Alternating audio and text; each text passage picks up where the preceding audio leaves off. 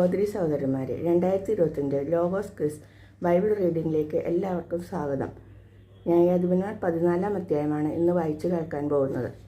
സാംസന്റെ വിവാഹം. സാംസൺ തിമ്നയിലേക്ക് പോയി. അവിടെ വെച്ച് ഒരു ഫിലിസ്തീയ യുവതിയെ കണ്ടു.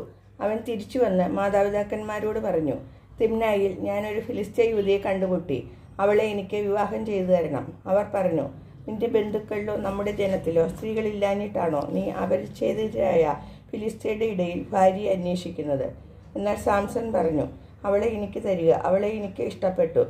അത് കർത്താവിൻ്റെ ഹിതമാണെന്ന് മാതാപിതാക്കന്മാർ മനസ്സിലാക്കിയില്ല. അവിടുന്ന് ഫിലിസ്ത്യർക്കെതിരായി ഒരവസരം പാർത്തിരിക്കുകയായിരുന്നു. അക്കാലത്ത് ഫിലിസ്ത്യർ ഇസ്രായേലിൻ്റെ മേൽ ആധിപത്യം പുലർത്തിയിരുന്നു. സാംസൺ മാതാപിതാക്കന്മാരോടുകൂടി തിമ്നയിലേക്ക് പോയി. അവിടെ ഒരു മുന്തിരിത്തോപ്പിൽ എത്തിയപ്പോൾ ഒരു സിംഹക്കുട്ടി അവൻ്റെ നേരെ അലറി വന്നു. കർത്താവിൻ്റെ ആത്മാവ് അവനെ ശക്തമായി ആവസിച്ചു. ആയുധം കൂടാതെ ആട്ടിൻകുട്ടി എന്ന പോലെ അവൻ ആ സിംഹത്തെ ചീന്തിക്കളഞ്ഞു. എന്നാൽ മാതാപിതാക്കന്മാരെ അക്കാര്യം അറിയിച്ചില്ല. സാംസൺ ആ സ്ത്രീയോട് സംസാരിച്ചു. അവന് അവളെ വളരെ ഇഷ്ടപ്പെട്ടു. കുറച്ചുനാൾ കഴിഞ്ഞ് അവളെ കൂട്ടിക്കൊണ്ടു പോകാൻ അവൻ വന്നു. വഴിമധ്യേ ആ സിംഹത്തിൻ്റെ ഉടൽ കാണാൻ അവൻ തിരഞ്ഞു. അതാ സിംഹത്തിൻ്റെ ശരീരത്തിൽ ഒരു തേൻകൂട്.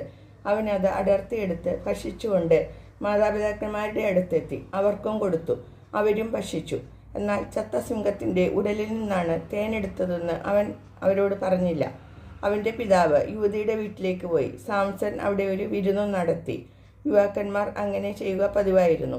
അവനെ കണ്ടപ്പോൾ അവിടുത്തുകാർ 30 പേരെ അവന് തോഴരായി കൊടുത്തു. സാംസൺ അവരോട് പറഞ്ഞു, ഞാൻ നിങ്ങളോട് ഒരു കടങ്കഥ പറയാം. വിരുന്നിൻ്റെ 7 ദിവസത്തിനകം ഉത്തരം പറഞ്ഞാൽ ഓരോ ചണവസ്ത്രവും വിശേഷ വസ്ത്രവും തരാം. ഉത്തരം പറയാൻ സാധിക്കാതെ വന്നാൽ നിങ്ങൾ 30 ചണവസ്ത്രവും അത്രയും വിശേഷ വസ്ത്രവും എനിക്ക് തരണം. അവർ പറഞ്ഞു, നിന്റെ കടങ്കഥ കേൾക്കട്ടെ. അവൻ പറഞ്ഞു, ഭോക്താവിൽ നിന്ന് ഭോജനവും മല്ലനിൽ നിന്ന് മാധുര്യവും പുറപ്പെട്ടു. 3 ദിവസമായിട്ടും കടങ്കഥയുടെ പൊരുൾ അവർക്ക് പിടികിട്ടിയില്ല.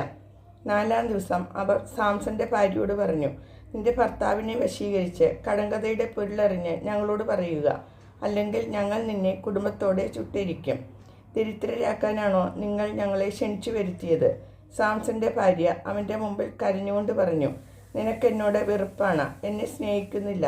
എൻ്റെ ആളുകളോട് നീ ഒരു കടങ്കഥ പറഞ്ഞിരിക്കുന്നു, എന്നാൽ അത് എന്താണെന്ന് എന്നോട് പറഞ്ഞില്ല. അവൻ പറഞ്ഞു, എൻ്റെ മാതാപിതാക്കന്മാരോട് പോലും ഞാനത് പറഞ്ഞിട്ടില്ല, പിന്നെ അത് നിന്നോട് പറയുമോ? വിരുന്ന് അവസാനിക്കുന്ന 7-ാം ദിവസം വരെ അവൾ കേണു ചോദിച്ചു. അവളുടെ നിർബന്ധം മൂലം അവൻ അവൾക്ക് അത് വെളിപ്പെടുത്തി കൊടുത്തു. അവൾ അത് തൻ്റെ ആളുകളോട് പറഞ്ഞു. 7-ാം ദിവസം സൂര്യാസ്തമയത്തിന് മുമ്പ് പട്ടണവാസികൾ വന്ന് അവനോട് പറഞ്ഞു, തേനിനേക്കാൾ മാധുര്യമുള്ളത് എന്ത്? സിംഹത്തേക്കാൾ കരുത്തുള്ളത് ആര്? അപ്പോൾ അവൻ പറഞ്ഞു, എൻ്റെ പശുക്കിടാവിനെ കൊണ്ട് ഉഴുതില്ലായിരുന്നെങ്കിൽ കടങ്കഥയുടെ സാരം നിങ്ങൾ മനസ്സിലാക്കുകയില്ലായിരുന്നു. കർത്താവിൻ്റെ ആത്മാവ് അവൻ്റെ മേൽ ശക്തിയോടെ വന്നു. അഷ്കലോണിൽ ചെന്ന് പട്ടണത്തിലെ 30 പേരെ കൊന്ന് കൊള്ളയടിച്ച് കടങ്കഥയുടെ സാരം പറഞ്ഞവർക്ക് വിശേഷ വസ്ത്രങ്ങൾ കൊടുത്തു.